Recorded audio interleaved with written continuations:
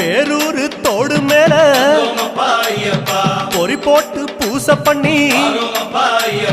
கோட்டப்படி அத நெருங்கி இலை எடுத்து பூச பண்ணி அந்த மலை ஜோதியானவா எங்க காவலாக வந்து சேரப்பா.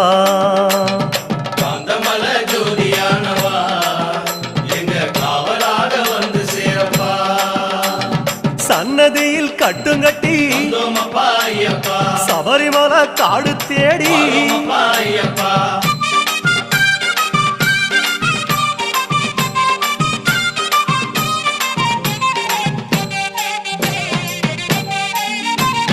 சிவபெருமான் வந்த இடம் சீர்மிகுந்த காளகட்டி காளகட்டி காயோடச்சு அடுத்த அடி அழுத நதி